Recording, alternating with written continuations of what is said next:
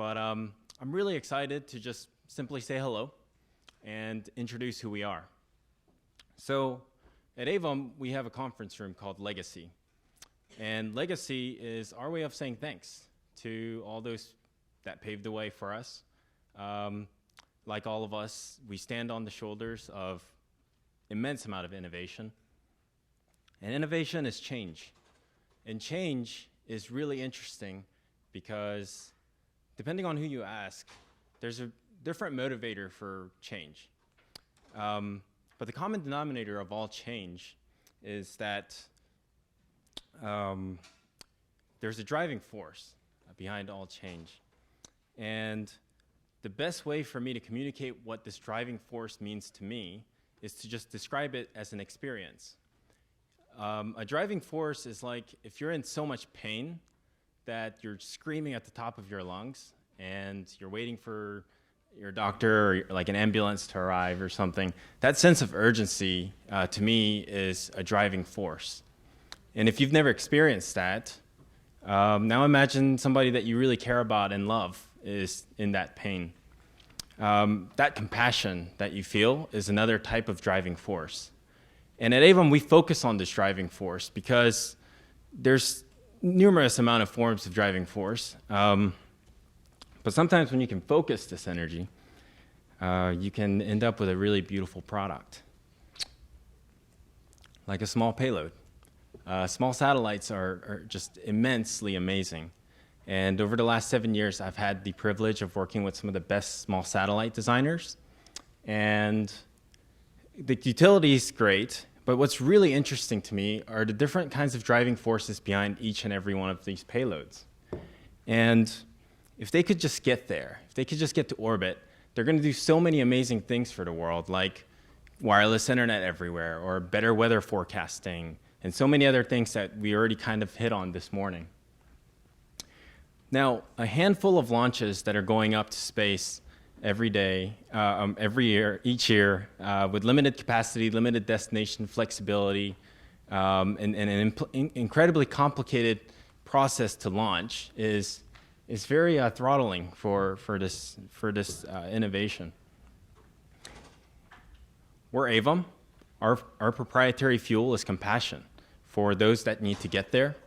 And for the last 2 years, my team and I have relentlessly focused on a space delivery service that will enable the driving forces behind innovation.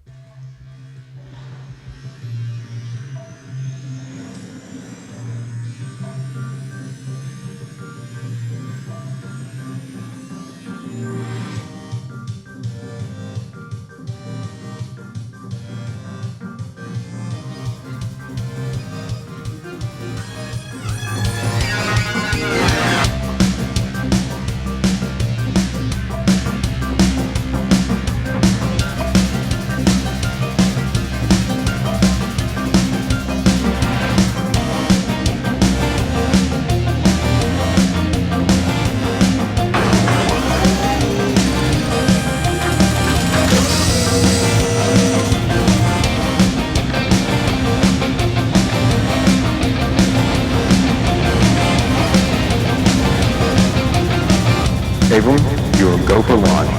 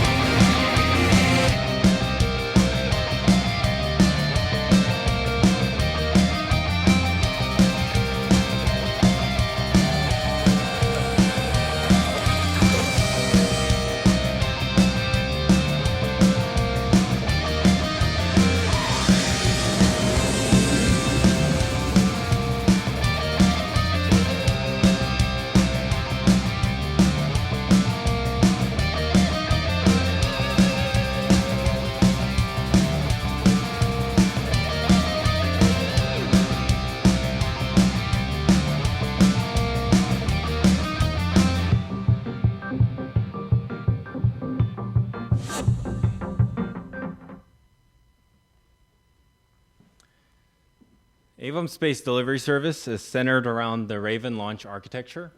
And Raven's very special because it has a very special pilot.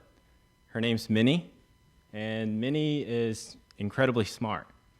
In fact, she's so smart, she can recognize objects and avoid them, and even optimize the mission in real time. She's completely autonomous. She taxis from the hangar all the way to the runway, takes off, does the mission, comes back all the way back to the hangar by herself. And she's fast. She's really fast because this is our way of answering the call to urgency behind each and every one of the payloads that we want to serve. And using the Raven launch architecture, Aevum Engineering has been able to reduce the size of the expendable rocket by about half. So same performance that you're used to for half the weight. And what this means is that right off the bat, when we start flying in the fourth quarter of next year, we will be 30% reusable. And by 2024, more than 90%. And for the end user, which is what matters, this means that by that year, your kilogram of payload to orbit could be as low as $1,100. Now, whatever you're thinking, just stop for a second and imagine with me. What can you do if you can put a kilogram of anything in space for the price of a modest laptop computer? So officially starting today, Aevum Space Delivery Services is now open for the scientific and research community. For the first 2 years of our company, we focused really heavily on the commercial sector and worked closely with our customers there. And I think we got the process down pretty well, so we're comfortable opening that up to you. And to work with us is very, very simple. We've done all of the engineering so that it can be really simple for the end user. Just log on to our website, email us or call us, and then you'll get access to our customer portal. And then we'll also have ongoing conversations with you about how to handle the logistics of your payload. So we can either pick it up or you can drop it off at any Aevum facility or any of our partner locations. And then we take care of the rest to orbit so that you can focus on the world. Inside of our customer portal, you'll get access to live updates about the development of our space delivery services and more technical data and content than you could ever really hope to have to go through. And then you will also be able to book your launches there and track the queue, where you are in our launch manifest, et cetera, et cetera. And when you're inside, you'll notice that there is a payload user's guide, but if you fit one of our standard form factors, you actually don't even have to read it. We support the top 3 small satellite dispensers of the world. And if you choose to leverage one of those, then we've already done the engineering in partnership with those companies. So you're good to go. Of course, if you have special accommodations or special sized payloads, our engineering team will work with you on that as well. So in Q4 2019, this is the capacity that's left. If you have a mission going to one of these, we're definitely happy to talk to you more about that. And as an added bonus, Aevum offers mission design at no cost to you. So if you're a small sat and you want to talk about how to launch this constellation or anything else, we can also provide that as well. So the most important question now, where are we going? Thanks.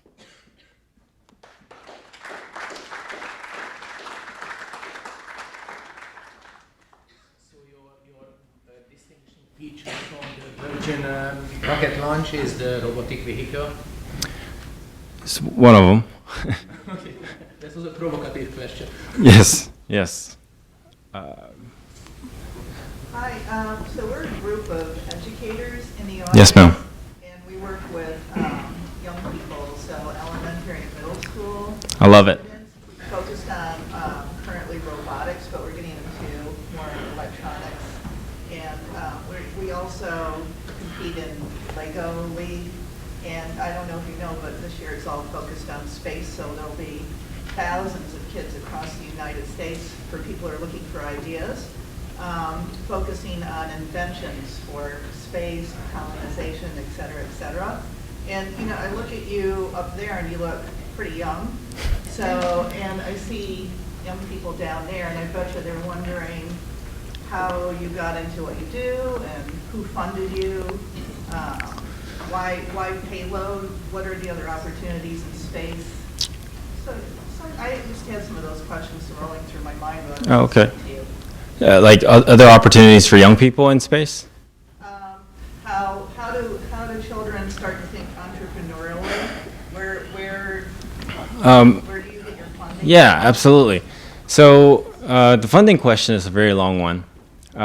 But so back in 2006, so over a decade ago, I made a resolve that I was going to solve the space access issue, or at least contribute to it, because I have a brother who's in the military and he was deployed at the time, and there was a tragedy where we lost 19 soldiers overseas because they didn't have comms. And I thought, yes. Well, it's falling on its own. Oh, okay, now it's good. And so I decided to solve that and never look back. So for me, this was, I'm dedicating my life to this. And so I've actually tried to avoid starting my own company for the first 7 years of my career. And I worked for companies like Moon Express, Firefly, Boeing, NASA, DLR. I mean, I've just been all over the place. And finally, it just came to the point where I just knew that the urgency was too great, and I had to take it into my own hands. And so, you know, and I want, and that compassion is very, very alive. And so we carry that forward at Aevum. Everybody works with a sense of urgency because we know that everything matters, that what we're working on. So I think for the younger generation, I'd say, you know, just kind of like find that that drive, that relentless drive to just succeed. And the funding and all that stuff is just detail that gets solved. Yes, sir. I've seen Or some ma'am. pretty nice aircraft-sized pilot optional vehicles at air shows. Mm-hmm. Your Mini, is there an ecosystem of AIs, or is it a completely uniquely developed yourself? Is it derived from? I never said AI, so I don't want to use that buzzword. But yes, the software is our IP. So like most launch companies, their IP is like the rocket engine or whatever. We're not. In fact, we're not even vertically integrated. Our partners, if I was able to speak them out, then you would recognize them in less than a second. And we all sort of agreed that we're not going to talk about this because our mission is not about press or publicity. So our IP at Aevum is software, the flight software, and all the launch logistics around our technology. Anybody? Yes, sir. Where are you in terms of bending metal or getting bits? Yep, so all of our subsystems are set to arrive later this year, and we have a systems integration effort first half of 2019. Our software has been thoroughly going through tests in some of the most sophisticated simulations. We're sponsored by ANSYS, SolidWorks, and some of the other more notable engineering companies out there. So Minnie's actually flown about 637 flights, full missions, and she's probably flying them now. And so, you know, our software is the last bit, but that's where we were going to do the flight test campaign next year. And then once we're successful with that, we can comfortably start servicing launches. So we got 3 launches coming up in Q4 2019, and then hopefully way more after that. So the bit that I didn't mention is Raven's designed to fly every 3 hours, which equates to something like 18,000 6U satellite capacity a year. So, and so much more that I'm happy to get into the technical stuff because that's my background, but maybe for a side conversation. So we had one and the last, yeah? So you had one question there? Can you talk a little bit about your design process, how you decided to go with the kinds of specifications that you have? Sorry, the last part I didn't hear you. How you decided to go with the kinds of specifications that you have? Like the design, the concept? Yes. So I have a thing where anytime I meet like a rocket scientist, I ask them about the rocket equation. And it's pretty surprising how many people just can't like talk about that like it's very easy. It should be. So we start with the rocket equation. So if rocket equation, simple answer is all about speed. Getting to orbit is all about speed, and how to focus that like energy stored in your propellant to get that velocity as effective as possible, and then to reusability, operational process. Those things are just the business side of this. But we always take physics first. Like we really get inspired by Feynman when he said that for successful technology, reality takes precedence because over public relations because reality can't be fooled. So we really took that to heart, and we look at it every day. We read the Rogers reports, and so we really focus on the physics, and then that's what came out. Raven just came out as that, and it's really interesting dynamic because at Aevum we married the aeronautics side, the unmanned aircraft side, with the rocket side, and the meetings in the first year were the aircraft guys were like, well, what do you mean like my hardware only has to do one successful mission, and the rocket guys like, what else is there? And so marrying that was really, really interesting. But that's what we need. We need to do that to really enable the driving forces of small sats. How do you see scaling your ground infrastructure? Can I take his question? So I was wondering around how many CubeSats could you fit on one flight? Yeah, so that's a really good question. It's a lot like playing Tetris, if it's a standard form factor. And so if our capacity is about 120 kilograms to like this reference mission, which we have to design our launch vehicle to, which is 500 kilometers. And so for that capacity, I mean, it really depends if you have like one block or like 3 blocks stacked on top of each other. It's really a lot like Legos. So if you email me, then I can send you all the drawings and see where yours fits. Do it. Do we have one more? Okay. How do you see scaling your ground infrastructure? Because it sounds like you're designing for high capacity. Yeah, absolutely. So this entire thing is patent pending. So we have a very we spent a lot of resources on this patent process, and so which is why it kind of took a long time to come out and talk to you guys about this.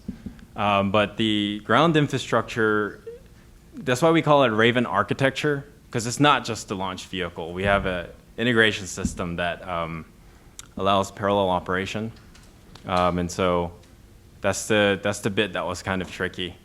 But it takes a ground crew of 6 people, and we can integrate an entire launch vehicle in less than 3 hours. And we've done it in our facility in Huntsville a lot. And so it's kind of like training a pit crew. But yeah, I'm really looking forward to releasing that details at some point. So you mean integrate is attach the rocket to the... Everything carrier? from payload to stage integration all the way up to the actual booster. So that process it's like really inspired by UPS. So, okay. Thank you very much. Thank you very much.